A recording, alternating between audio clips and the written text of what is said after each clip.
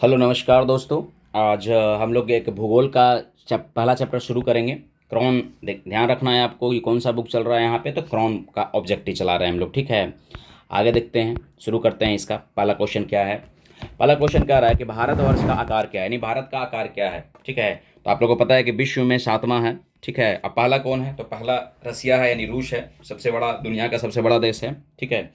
Next question कह रहा है कि निम्नलिखित में से कौन सा भारत के बारे में सही है। तो कौन सा सही है, तो देखिए इसमें क्या है कि भारत विश्व का पांचवा देश है, तो ये सबसे पहले गलत हो गया, ठीक है। तो ये आपको तो याद नहीं रखना है। आगे देखिए क्या कह रहा है कि यह अगला आगे क्वेश्चन है कि यह स्थल मंडल के कुल क्षेत्रफल का 2.4% है। ये सही है, 2.4% है।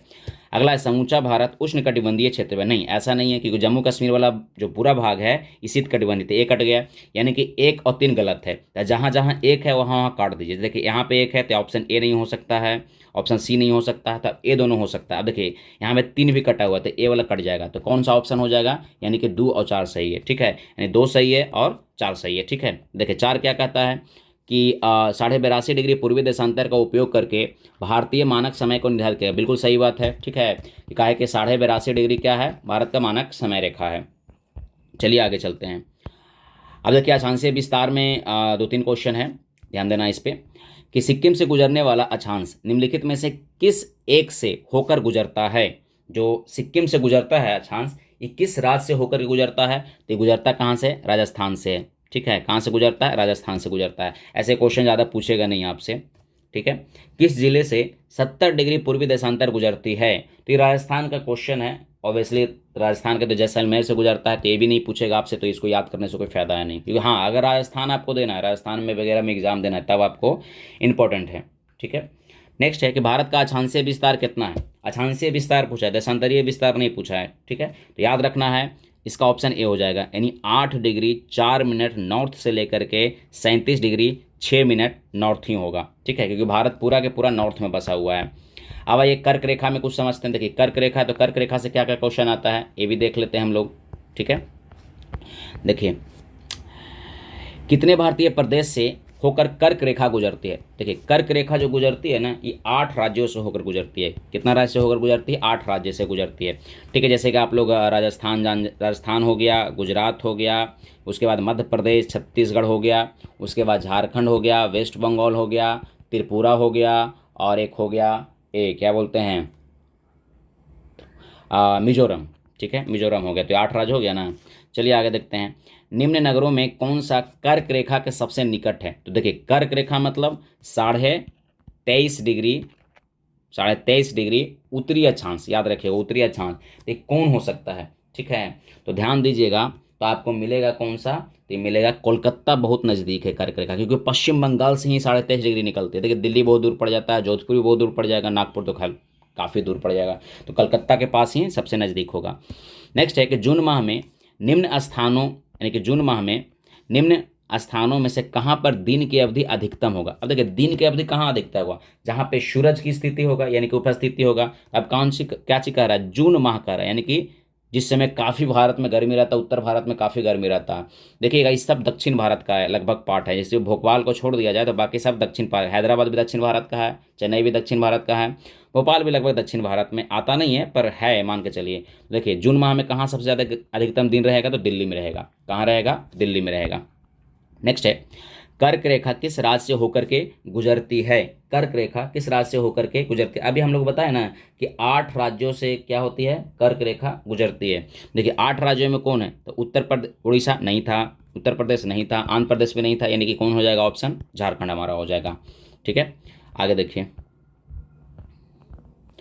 नेक्स्ट है कौन सा महत्वपूर्ण अक्षांश भारत के दो लगभग बराबर भागों में बांटता है, यानी कि 2 बराबर भागों में बांट देता है। तो कौन सा होगा, तो देखिए कौन हो जाएगा, 23.4 डिग्री हो जाएगा, ठीक है। 23.4 डिग्री उत्तर हो जाएगा, ठीक है, जो भारत को लगभग 2 बराबर भागों में बांट देता है, ठीक है।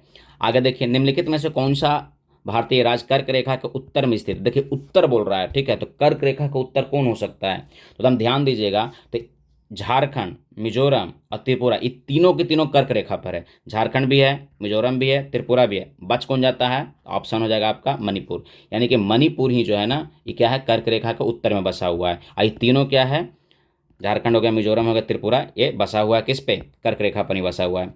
कर्क रेखा गुजरती है तो कहाँ से गुजरती है, तो सभी से गुजरती है, ठीक है। हम लोग अभी देख चुके हैं 8 राज्य, 8 राज्य में आपको मध्य प्रदेश भी आ जाता है, मिजोरम भी आ जाता है और त्रिपुरा भी आ जाता है, यानी कि चारों से, यानी कि तीनों से गुजरता है कौन, कर्क रेखा। नेक्स्ट है कि निम्नलिखित नगरों में से कर्क रेखा सबसे निकटतम दूरी पर स्थित है। दूरी पर कौन होता है, देखिए अगरतला हो सकता है भी, जबलपुर नहीं हो सकता क्योंकि ये सब पास पास में है, ठीक है। उज्जैन भी पास में है, यानी कि गांधीनगर ऑप्शन हो जाएगा आपका, यानी कि सबसे निकट कर्क रेखा के कौन मतलब दूरी में कौन हो जाएगा, तो गांधीनगर हो जाएगा। चलिए अब मानक समय पे आते हैं, ठीक है। देखिए मानक समय में क्या क्या है देखना। देखिए निम्नलिखित में से कौन सा शहर भारतीय मानक समय यानी कि IST देशांतर के सबसे निकट है, यानी कि अब भारतीय मानक समय कितना है, 82.5 डिग्री है। अब 82.5 डिग्री के पास कौन सबसे निकट हो सकता है, देखिएगा तो कौन हो जाएगा, रीवा। रीवा आपको मिलेगा मध्य प्रदेश में, ठीक है। कहाँ मिलेगा, रीवा मध्य प्रदेश में। ऐसे रीवा बहुत फेमस है, सोलर प्लांट के लिए काफ़ी फेमस है रीवा, ठीक है। यदि भारतीय मानक समय योमेत्तर मध्याह्न यानी 120 डिग्री पूर्वी देशांतर पर स्थानीय समय क्या होगा, अगर इसको देखिए, इसको निकालना पड़ेगा आपको, ठीक है। तो ये निकाल कितना तो नहीं बता सकते हैं अभी, काहे कि बहुत लंबा वीडियो हो जाएगा फिर। इसको जान जाइए कि आप लगभग कितना हो जाएगा, तो 14:30 हो जाएगा, यानी कि 14 बजे तो कितना हो गया, यानी 2:30 हो जाएगा, ठीक है। इतना खाली याद रखिए आप लोग। भारतीय मानक समय, देखिए भारतीय मानक समय की देशांतर रेखा कितना है, 82.5 डिग्री है। तो किस नगर से होकर के गुजरती है, यानी कि 82.5 डिग्री किस नगर से होकर गुजरती है, देखिए ऑप्शन है आपका नागपुर, दिल्ली, पटना, इलाहाबाद। तो कहाँ से गुजरेगी, तो आप लोगों को पता ही है कि कौन कहाँ से गुजरेगी, तो इलाहाबाद से गुजरती है, इलाहाबाद के नैनी से। ये भी क्वेश्चन पूछता है, ठीक है, कि 82.5 डिग्री कहाँ से, डायरेक्ट क्वेश्चन पूछ देगा, तो इलाहाबाद के नैनी से। या ये भी क्वेश्चन पूछता है कि इलाहाबाद के नैनी से कितना डिग्री की रेखा गुजरते हैं देशांतर में, ठीक है। तो कौन हो जाएगा, 82.5 डिग्री हो जाएगा।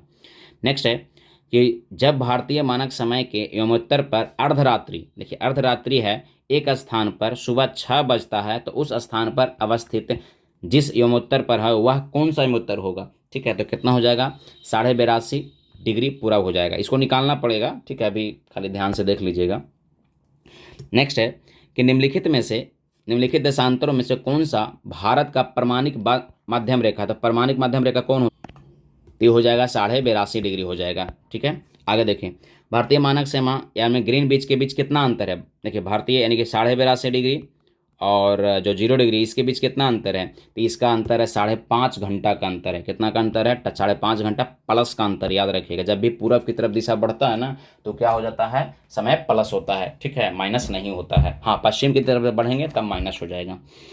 नेक्स्ट है गुजरात के सबसे पश्चिमी गांव, देखिए गुजरात के सबसे पश्चिमी गांव और अरुणाचल प्रदेश के सबसे पूर्वी छोर पर स्थित बलांग, बलांग के समय के बीच में कितना अंतर है, तो लगभग 30 डिग्री का अंतर है। कितना डिग्री का अंतर है, 30 डिग्री सेंटीग्रेड, 30 डिग्री का अंतर है। तो 15 डिग्री बराबर होता है 1 घंटा, ठीक है। तो 30 है तो 30 कितना हो जाएगा, 2 घंटा हो जाएगा। कितना, 2 घंटा हो जाएगा, ठीक है।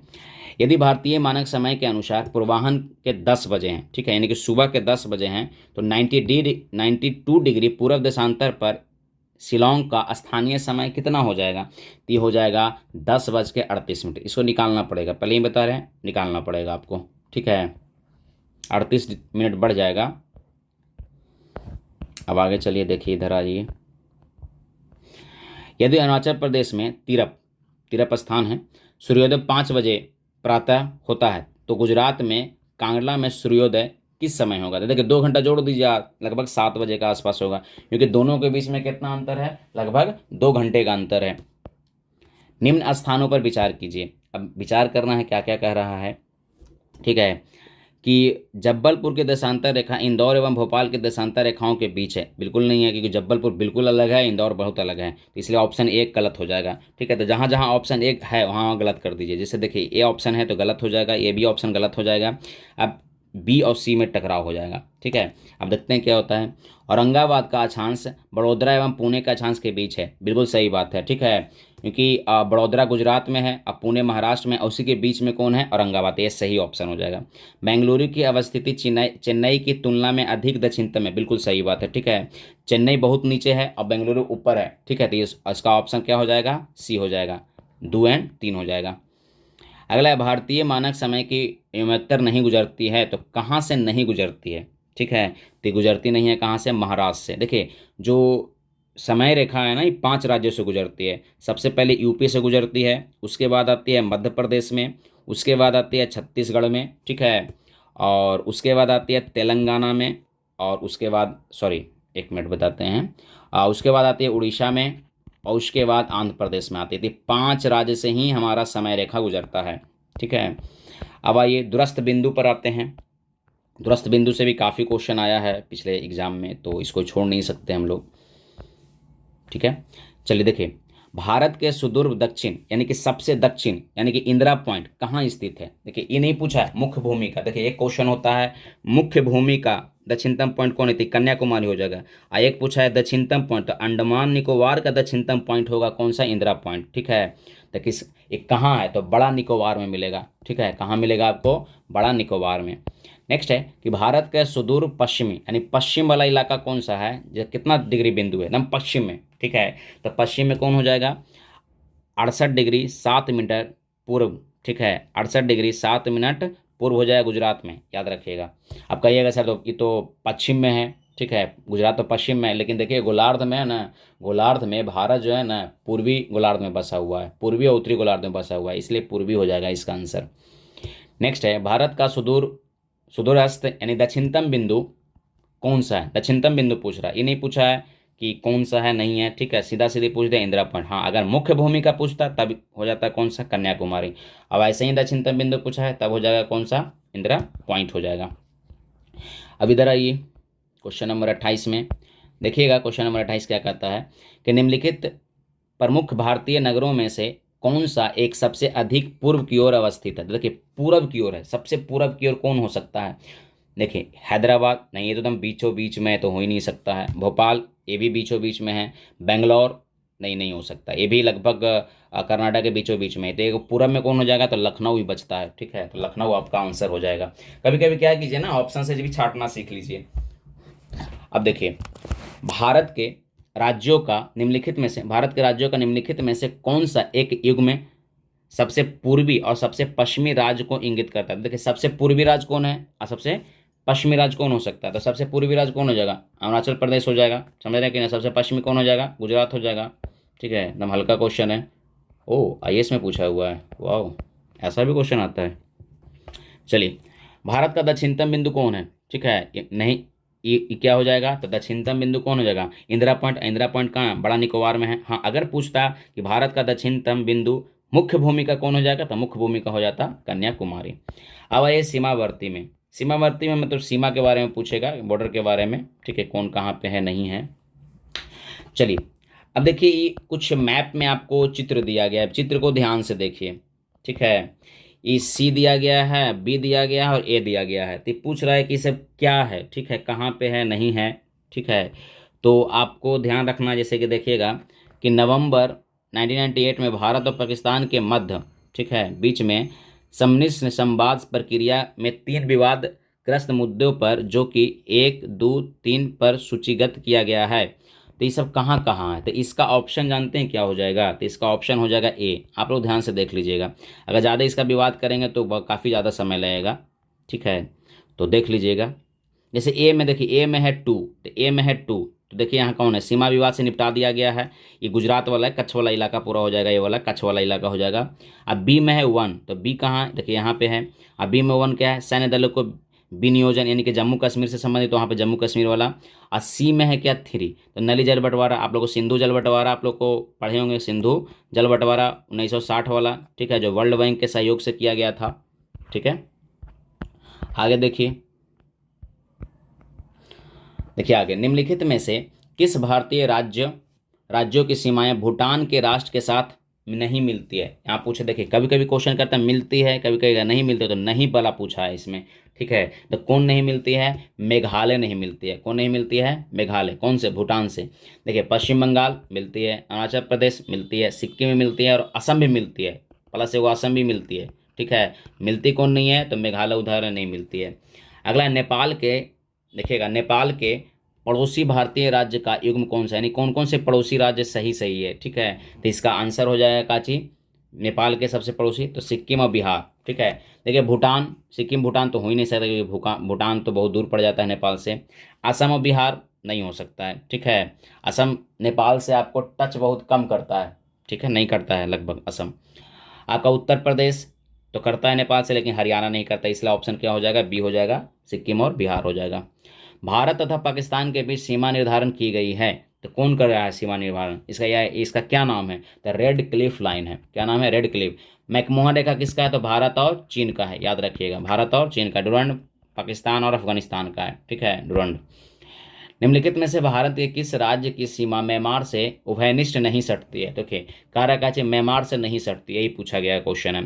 तो म्यांमार से कौन नहीं सटती है, तो असम नहीं सटती है। कौन नहीं सटती, असम, क्योंकि असम जो है ना, सात जो सेवन सिस्टर जो राज्य है उसका एकदम बीचों बीच में बसा हुआ है, और म्यांमार सबसे पूर्वी छोर पर है, इसलिए नहीं सटती है। निम्नलिखित में से किस देश की भारत के साथ सबसे लंबी स्थलीय सीमा है, तो यह है बांग्लादेश के साथ, लगभग 4000 किलोमीटर है, सोच लीजिए। उसके बाद चाइना दूसरे नंबर पे आता है, ठीक है, लगभग 3500 किलोमीटर। चलिए आगे देखते हैं।